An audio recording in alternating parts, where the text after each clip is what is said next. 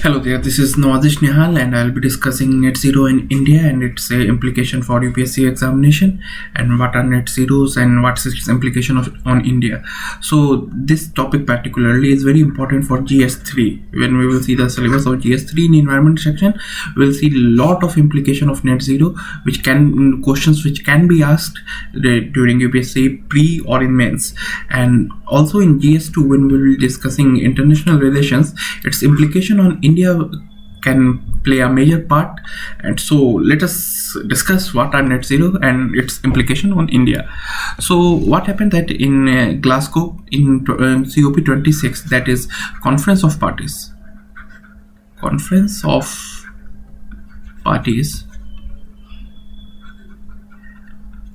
26, PM Modi said that and made a huge announcement that India will be a net zero country by 2070. So for geography perspective, we need to know that where is Glasgow. So it's in Scotland. So if Scotland is coming, we must be knowing that it is surrounded by North Sea and this Irish Sea. And this small island, Isle of Man, is also important for prelims perspective because it might ask that discuss an island, which is the island surrounded between Ireland, Scotland and England. So this Isle of Man can play a huge role in that. And also this Celtic Sea is very important. So let us discuss what are COP26 and what is net zero. Okay, so what is Conference of Parties exactly? So Conference of Parties come under this huge United Nations Climate Change Framework Convention that is popularly known as UNFCCC. This is a very dear topic to environment, and whenever we will be discussing international environment, this topic will come around. And so it was established for stabilization of greenhouse gases concentration in the atmosphere. So how to control the greenhouse gases concentration. The main objective of this Conference of Party was that. So Conference of Party 1 was held in Berlin in 1995. Then from that 26 conference has been done. So there were basically three main agenda of this conference. First was to mitigate climate changes, and the second was how to adapt for the impact of climate changes that are already happening on us, and third is to prevent those climate changes by promoting, educating and training children. And also so this UNFCCC also made some alignment with UNESCO and all that for this training purpose. So this is a huge topic in environment, and I will also encourage you guys to read something about this UNFCCC. So let us discuss that what are the four goals that has been discussed in COP26 particularly, which happened recently in Glasgow. So these four goals of COP26 was to be a global net zero by mid-century and keep 1.5 degrees within reach. So we will soonly discuss what is this 1.5 degrees reach. And also we have the other objective was to protect communities and natural habitats, particularly what happening into small islands that due to global warming, global warming is posing a major threat to these small islands. So to adapt and protect communities of this island, and also to mobilize finance for protection of the environment, and a huge 100 billion climate finance by year 2020 was being discussed. So and fourth one was to finalize the Paris rule book. So what happened in COP21 was done in Paris. So in that major decisions were taken, like it was also a major conference of parties like Conference of Party 26. So some rules were discussed in Paris. So in Conference of Parties 26 made sure that those rules are implemented. And as I have discussed earlier, that UNFCCC plays a huge role in environment. So let us know something about UNFCCC also. So it was adopted in 1992 at Rio Summit. So as we have seen here in this slide, that it was in 94 it was formed, and it was officially adapted the beginning of that was done in 1992 at Rio Summit, and Rio Summit is mother of all summit, as we can say, when it comes to environment. So whatever we are seeing, the modern climate control method adapted by the developed and the developing nation, we will find that somehow it is connected to this Rio Earth Summit. So we must be knowing about this also. So in Rio Convention, what was happened, that a framework for UNFCCC was established and how it will work, and it enters into force in 1994, as discussed earlier. And see, as I have said also, that UNFCCC played a huge part in environment chapter. So it was a parent key to the Treaty of Paris Agreement and also Kyoto Protocol. These two are major keywords, and it will be encouraged that you guys search about these things, what are Paris Agreement and what are Kyoto Protocols, because the major goal of this video is to for net zero emissions. So we will be jumping on to that, and it will be encouraged that you guys do some Google search on Paris Agreement and Kyoto Protocol also. So let us go again. So as I have discussed earlier, that one of the major goals of this COP26 was 1.5 degrees within reach. So what are these 1.5 degrees within reach? So scientists have said that if all the countries by 2050 are restricting their emission fall to around 45% of 2010 level by 2030, so there will be a chance of restricting average temperature rise to 1.5 degrees centigrade. So as we have said that COP26, one of the goal was this 1.5 degree centigrade. So this is to restrict the average temperature rise, and this is a great example of how the temperature is rising with the amount of carbon dioxide in the environment. So from this graph we can interfere what are the need for the net zeros. So see, as we can see, the amount of carbon dioxide is rising in environment. So we can also see there is a rise in the average temperature as the carbon dioxide is rising. So there comes the need for the net zeros emission. So how to control this carbon dioxide rise? So that's why net zero come into play. So we'll be discussing in interview. So first let us discuss what are the challenges for India to achieve a net zero. Means India, as we all know, that we are hugely dependent on fossil fuel. So adopting on net zero, it means that we have to dump our fossil fuel, but we can't just dump it anywhere. So we have to, like, by 2040 we have to we have to use it efficiently, and then there should be a 99% fall between 2040 and 60. So that's the way only we can achieve it net zero by 2070. And then also the crude oil, same goes with the crude oil. This was for the coal, and same goes with the crude oil, that we have to decrease our use by in 2050 to 90%, and then we have to gradually make it to zero by 2070. So what was India's stand so far? So previously before this net zero thing, India's stand was that we will be cutting down our fossil fuel use, and also there was this common but differentiated responsibility. This term is also important when it comes to your mains answer writing, that is CBTR. So let us discuss CBDR for a while. That see what happened, that there are two kinds of nation, developed and developing nation.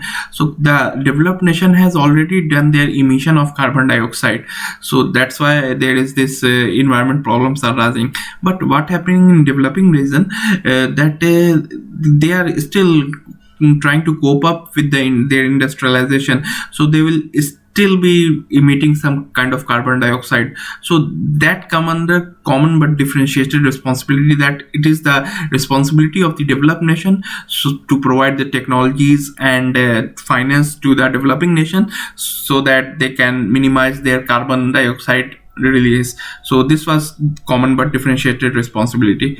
And also, before this net zero, what were the alternatives before India? So in this very crucial topic come nationally determined contribution. Like in India, we have nationally determined that we will be doing this thing so that carbon emissions are gone zero. So in NDC, national determined contributions, it was made that we will increase this share of non-fossil fuel source to 40%. So non-fossil fuel will be dropped by 40%. Means fossil fuel will be dropped by 40%. And also there was this urge that we will be utilizing the 33 to 35% of 2005 level of carbon sink. Like we will be dropping by from the 2005 level to 33 to 35% of our GDP, per unit of GDP. So this was our nationally determined contribution, and by various method there were plans to adopt this. Okay. So like now directly come on to the India's announcement, that what the announcement was made by our Prime Minister. So that was India will achieve net zero emission by 2070. First announcement was this. So let us discuss what are net zero directly, means by what are its definition. So while discussing net zero, we have to maintain in mind that this is not about carbon neutrality, means there will be no carbon release, but this is about the gross zero, means whatever the amount of carbon we are releasing into the environment. Suppose this is our environment, atmosphere, just for example. So whatever the carbon dioxide we are releasing for the environment, we are also extracting it out, or let's see, we are sinking it down. So that is sinking it down. So that was that is the main definition of the net zero. Okay, so don't worry about this PPTs and all. We will be providing it onto our Telegram channel, and that description will be that link will be in our description. So the major announcement made by India at Glasgow was that India will achieve net zero by 2070, and by 2030 India will ensure 50% of energy is from renewable sources. Means 50% of fossil fuel will be dropped if in as our energy resources, and we will be half of our energy demanded will be fulfilled by renewable resources. And also the carbon emission will be dropped by a billion ton. This for this huge amount, carbon emission of India will be controlled down. And also one of the major announcement which was done, that India will reduce its emission intensity of GDP by less than 45%.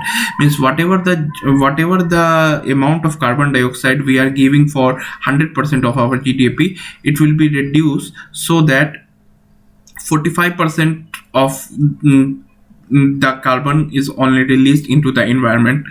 And other energy sector, one of the major announcement was that India will generate 500 gigawatt of renewable energy by 2030. Okay, so that was for the major announcement. This is also known as this Panchamrit,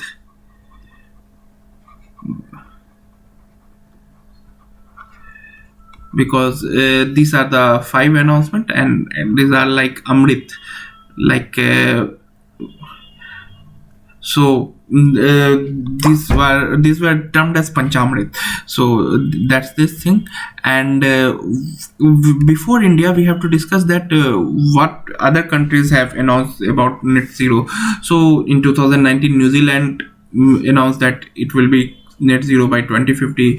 UK Parliament also said that emission of greenhouse will be cut by 100%. And also Joe Biden, that is US President, also said that it will cut greenhouse gas emission by 50% by 2030 of 2005 levels. Okay, and this World War Zero this is a good topic which can be asked or which we can implement in our answer writing also, that this was an alliance made by USA on climate change, that whatever your ideological bases are, but we will have to come as a single unit for climate change. So this was done by US as a World War Zero, so that every country on earth come down and act on carbon emission and cut it by 2050. And also the European Union, there is this plan Fit for 55 is going on. So it says that 55% of 1990 levels will be reached by 2030. Means carbon emissions will be reached by to this percentage.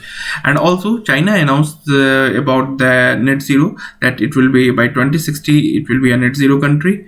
And so what are the suggestion made by India, that in this suggestion India made a huge impact on huge emphasis on this climate justice thing, that rich country have to help poor countries, or developing countries have to help developed countries. I mean, sorry, vice versa. Developed country have to help developing countries. And also this principle of equity and common but differentiated capabilities was discussed. Means the contribution of each country should be different according to their carbon emission per capita, or according to the kind of development they have already reached. And also there was this sustainable mode of living should be adopted. India made a huge emphasis on this. And also that in India also made a emphasis on projects like Jal Jeevan Mission and Swachh Bharat Mission and Mission Ujjwala. This mission come under nationally determined contribution, NDC. So we have to, when we are writing about NDC, we can also mention this kind of thing, that India suggested this to COP26. And also climate adaptation by mitigation. This is one of the key points that India suggested, that we have to mitigate about the climate adaptation, that how culturally and socially people are aware about this climate adaptation thing. And what are the challenges before India in achieving net zero? So the first challenges is in India, as we can see, is the third largest carbon emitter in the world, but per capita carbon emission of India is eighth. Okay, so and eighth of USA, and third of China. So we can see that it is 1/8 of USA and 1/3 of China per capita emission. Means if we count that how many humans are doing emission of this, so that is very low. So we got an upper hand on this. And the thing is that India is still developing, and other developed countries have already used their resources and already exhausted the environment, but India haven't done that yet. And also that finance and technology need to be materialized for India, that India should be given the finance and the technology by the developed nation. So that there is this term which is important for this, that is climate finance.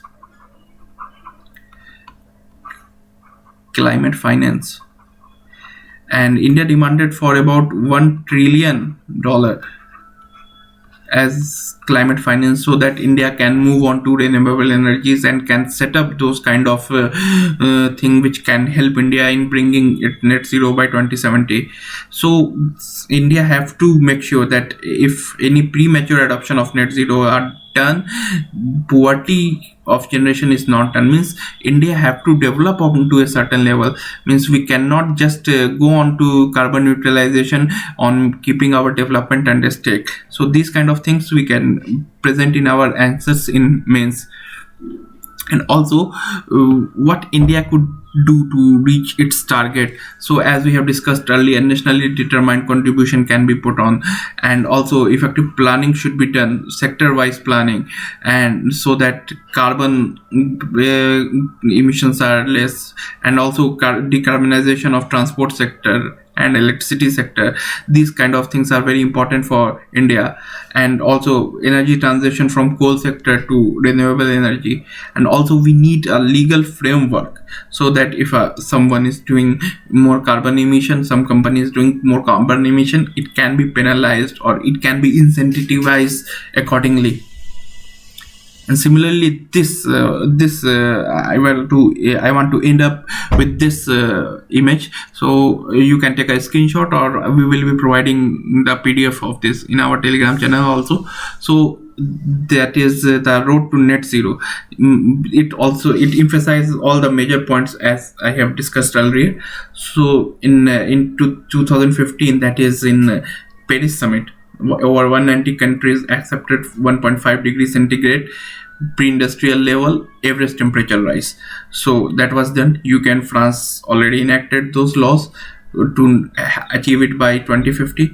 And also, so there was this pressure on India, that is the third largest emitter, to have achieved this net zero, to set a good time for net zero. So, and this is the definition of net zero, just in case if you want to write it down or emphasize it. And also India, previously to net zero also, India made a commitment that it will be retiring coal plants, and it will be staying below 1.5 degrees centigrade rise. And also that net zero cannot be just achieved by India by hollow promises by different countries. They should have to help out India in providing India technologically and financially. And and India emphasize on this per capita thing, that the net zero thing, the per capita emission of carbon by India is very less. So the net zero, if the world have to be fair to India in describing this net zero thing, or pushing India to achieve this net zero. Okay, thank you. So if any confusion is there, you can comment on the section. And also we will be providing our Telegram channel, where this everything will be there in PDF format. And also our daily current affairs are updated on our Telegram channel. So it is advised that you subscribe on that, and you also subscribe to this channel also. Okay, thank you.